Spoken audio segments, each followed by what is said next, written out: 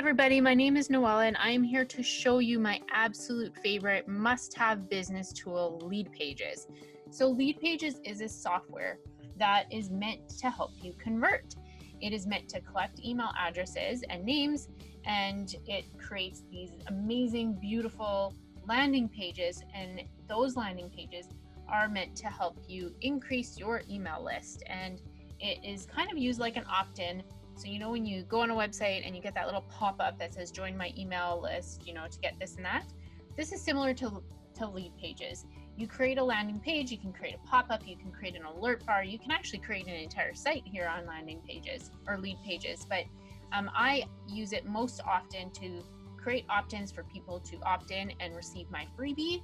And I also make thank you pages on here. You can also create course sales page and product sales pages and things like that. The other thing that I use it very often for is creating a wait list in anticipation of something that I'm launching. So I thought that I would walk you through creating a lead page as well as a thank you page and show you how I integrate it in some of my favorite features. So number one of my favorite features about Leadpages is that they have an amazing variety of templates already built in for us. So all we have to do is pick our favorite template and go in and edit it. So I have a few that I use on a regular basis, and I kind of recycle those ones. I'm just like, I got used to it and I love them, so I just use them over and over again. But there are so many here that you can pick from, and I encourage you to sign up for an account and just browse, because honestly, there's a landing page template for anything that you would need. So I use this super basic squeeze page for any kind of wait list that I'm creating. So if I'm launching a program coming up, I want to start getting some hot leads coming in before I launch it and before I have a sales page up. So what I'll do is I'll throw a quick landing page up that's super simple, that just allows me to capture email addresses and add them to a wait list. So this is one that I use on a regular basis. It's just super simple. I'll change the backdrop, change some of the fonts here, and integrate it to my email program, which I use ActiveCampaign. So I'm going to show you, that's a super simple one. I'm going to show you one that I use often as well, which is actually one that I use a little bit more often. So this one I use quite frequently. Again, it really depends on the background picture. So often what I'll do is I'll pick a picture that I really love, that I think that my audience would really love as well. And then I'll pick the template based on that. So for example, if I'm picking an image similar to this, where the subject of the image is on the right-hand side, then I'll pick one like this because the text is already on the left-hand side. I don't have to move anything over. So it's something to consider when you're picking a template, is what kind of imagery you're going to be choosing. I typically don't pick templates that have the text right in the middle unless it's just a super simple waitlist page. But if I'm trying to collect names and emails for a freebie, I want the image to just be amazing. And so I'll pick the image first and then I'll come pick a template that suits it. So this template's really great if you are picking an image that has the subject on the right-hand side. This one as well. So you can see a lot of these have the images on the right-hand side and the text is on the left. So again, pick your image first, then come in and pick your template, because there is this one here, the image, the subject is on the left and the text is on the right. So this is a great one to use in that case. If you're picking one that just the subject's kind of in the middle and a little blurry, then you might be able to get away with just picking one like this where the text is over top the middle. So for me, I typically will lean to either the left or the right, the side with the text on it, depending on the image that I'm choosing. I think I am going to just go ahead and, I'm going to pick this one. The other thing, okay, reason number 2 why I love Leadpages. The mobile versions always look amazing. So when you pick any template, I like to just take a look at it, and then I'll just look at the mobile one and see what it looks like on mobile as well. I don't love this one on the bottom here, so I'm going to actually go ahead and pick a different template, and one that I do use very often is this Yoga Gal. And on mobile, it looks good. You can see the subject's leg, but it's not super noticeable because the white is behind the text, which makes it nice and easy to see. So I'm going to go ahead and I'm going to pick this guy, gal. This takes a few minutes to load. So what you're going to do is you're going to name your page. Your customers don't see this name. I do suggest naming it very clearly though, because if you're like me and you're doing a lot of them, it can get really confusing when you have to go back and try and find a certain lead page. So in this case, I'm going to call this one freebie lead pages. And it's just going to take a few seconds for it to load up. So here we go. Okay, so these templates are already built, like I said, and another thing that I love, can you tell I really love Leadpages, is that it has here a little lead meter, and this tells us how well Leadpages thinks this page is going to perform, how well they think that it's going to convert. So if you start messing around too much with these templates, that lead meter might go down, because these lead page templates are all built to convert very well. They're built to convert excellent. The more changes you make, you might be changing the chances of it converting really high, so that lead meter might go down a bit. So I don't know, don't ask me, I don't know why, but I never like having my logos on Leadpages. Probably because I almost always connect it to a WordPress website where the logo's already, the website's already branded heavily, so I don't feel the need to put it on here. If I wasn't connecting the lead page to a site and I was just sending out the URL as is, then I would probably make sure that it's branded depending on how it's being used. So the one thing I always do is I just make sure that I go in here and I change the copyright.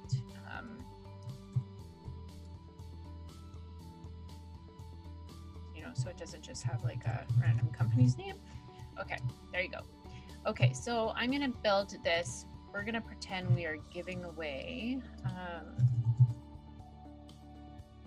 free business checklist. Okay. This. And you can completely brand it. So they have so many different fonts built in, so you can pick one that matches your branding and change the colors. It does have branding colors built in here. I can edit that.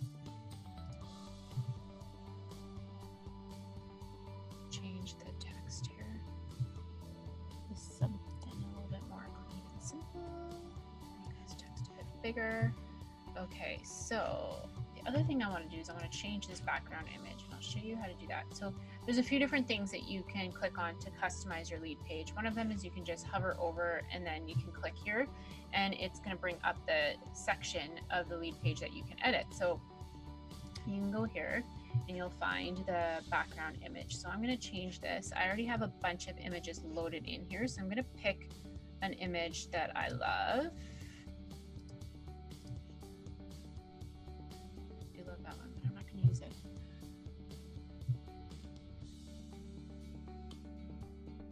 Okay, so let's use this guy.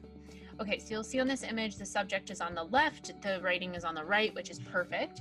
What I don't love is that it's cutting off the girl's feet, so I do need this section to be a bit wider. And you can actually change the section, the heights of all of the different sections here. It says minimum height, and you have a few different options that you can choose. I like full, especially because this is a lead page for a photographer, and it's important to me that the entire image is being shown. So I'm going to do that, and coincidentally, this nice yellow color matches the mustard on her dress. And you can play around with the different sizing. There's like fit to container, there's auto. I go fill container usually. You can pick the alignment, so if you want to align it to the bottom like that, or the top, you can play around. I like the center one here. Yeah, so that's that. So you can play around with the different sizing here, but what I want to show you is if you click here on the left and click layout, it is going to bring up the different sections. So Leadpages is built kind of like columns and rows, and you can see, so if we go header here, this is one of the rows, this is another one, this is another one, and then we have the footer at the very bottom down here. So if you want to edit something, all you have to do is find the row and the container that it's in, and you can edit it that way. So if you wanted to add something here into the header, you'll see here that this is the one row, so this is the header row, and within this row there's two different columns. So if you wanted to add a logo, maybe say to this side right above the girl's hair here, you would just change these guys around, and then you would add your logo into this area. I don't want a logo there, so it's just empty. I can actually delete this entire row. I don't need it. And I actually, I might just delete the footer while I'm at it.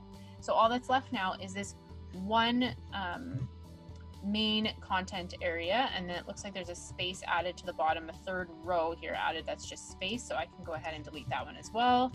And now we just have the one row with the two different columns in it. As you can see, column 2, which is the opt-in area. In this case, this entire column has a white background with a low opacity. So if you wanted to change that, you would just click on this area and you'll see here there's color, and you can change the color. So see, I can like turn it to this bluey color. I don't love that though, so I'm not going to. You can make it a solid color. You can lower the opacity on it. There's all sorts of things that you can do here. So I'm going to leave it like this. Okay. So the next thing, and this is one of the things that will actually reduce your lead meter from excellent to, you know, very good or good, is the different colors of the button. There's been a lot of research around the different colors of buttons and which ones convert really well and which ones don't. If we change it to orange, we'll see, does it change the lead meter? Doesn't look like it does, so we're good there.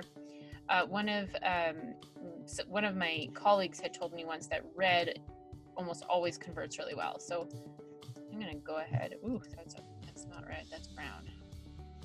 Oh, see, you'll see it at the top left-hand corner, the lead meter went from excellent to good, so it didn't like that brown color. Let's try this and see what it says. Does it go back to? There you go. So it goes back up to excellent. So one of the things that I like to do is I like to make sure that the font in the button is really big and bright and red. So I'm going to put really bright.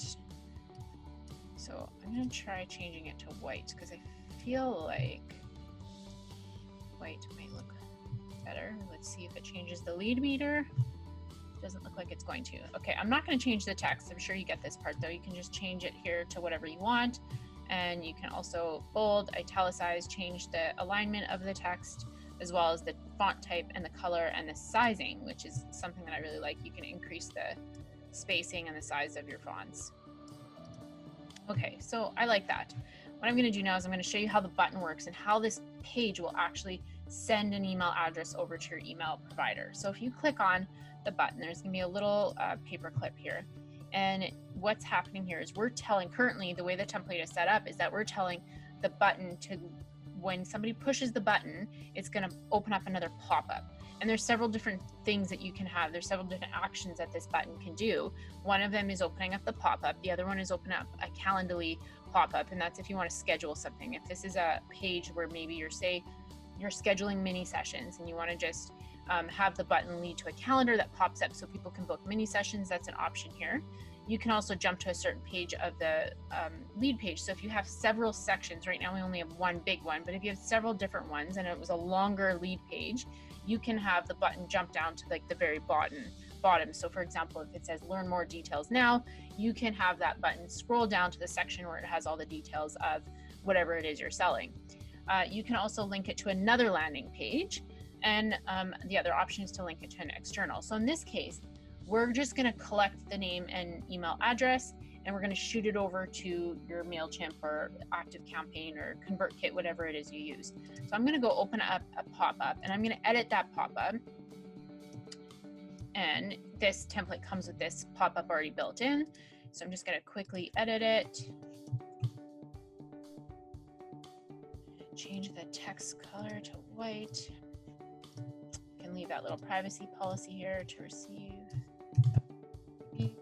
Just for consistency, I'm going to change this to the orange, and I'm going to change it to the font that I love, which I believe it's called Oswald. There you go. Just make it a bit bigger. There you go. Okay, so we got that. Now we're going to actually edit the integration. So what's going to happen here on the left-hand side, this is that basically the action we want, where we want the data to go. So they're going to be entering their email address. Where do we send that email address? The number one option that is default is to notify me. What happens with a notify me is that you're going to get sent an email. So this account is made under my own email address.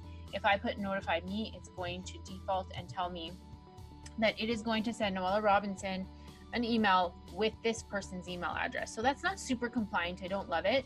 I almost never use it. The only reason why I have used it in the past is if I was just curious and I wanted, to get, I wanted to get an email that was telling me who is opting in, but I would only do it in that case in conjunction with another integration. So I'm going to add another integration. I have a lot of different MailChimp accounts and different accounts connected to my Leadpage account because I do use it for all my clients.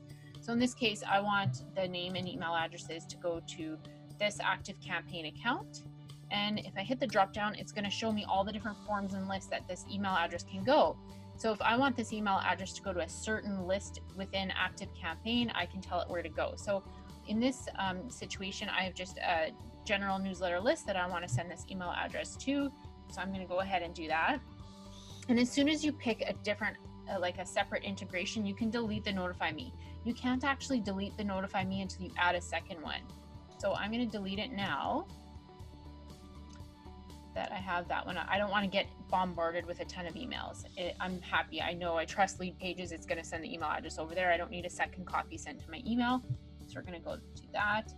And then the next thing we're going to hit next. So this is the fields. What questions do I want to ask? And these fields, what will populate here is dependent on where we're sending the data. So for example, if we're sending the data to ActiveCampaign, typically we can't ask for full name. We can only ask for like first, last name. You can ask for phone number. So these integration supported fields will be dependent on how we're integrating the form in. So for us, this is the options given that I chose ActiveCampaign. If you were to have selected MailChimp, there's probably different options for you. I'm going to just switch it so that the first name is first. There you go. So I'm going to hit next now. Okay, so this is now telling me, so we've already, we're sending the email and the first name over to ActiveCampaign. Now what do I want to happen next? So this is, in this case, I would pick the lead magnet. So we're getting them to download a free business checklist. You can actually upload that business checklist directly into Leadpages and put that in here. And what will happen is Leadpages will send an email directly to the person who just put their name and email address in, and they will send that freebie directly from here. It is so nice and handy to be able to send them directly from Leadpages. So in this case, I'm just going to pick one here just for an example. So as soon as somebody gives me their name and email address, they are going to get this DIY color map tutorial. Next thing, so you'll see here, send the visitors to. We have a few different options. We can send them to just this default plain thank you for filling out your information. I don't love it. It's just not branded. It's not me. So the other option is you can send them to a separate landing page. So what I do with all of my freebie landing pages, which is what we're doing here, is I will create a separate one that just says, thank you so much for downloading this freebie. Please check your spam mail. And then I'll create another button that leads maybe to my Instagram account or Facebook. And that page will say, you know, if you want to continue this relationship, click on the button below to join and follow me on Instagram. So that's where we'll put that here. You would select landing page and you would pick the landing page that you want to send them to after they get their name and email address entered on this landing page. And I'll show you how that works. So I'm just going to pick one really quick just to show you what the transition looks like. And the other option is you can send them to an external URL. So if you have a core sales page, maybe on another website, or you just want to send them straight to Instagram, or you want to have them remain on the page, those are different options. I almost always will send them to another landing page though, and that landing page is the thank you page. So I'm just going to show you what this looks like. I'm going to hit save and close, and then I'm going to publish this landing page. It's going to just double check, ask me what I want to name it. I'm going to go ahead and name it that. You can change it to whatever you want though.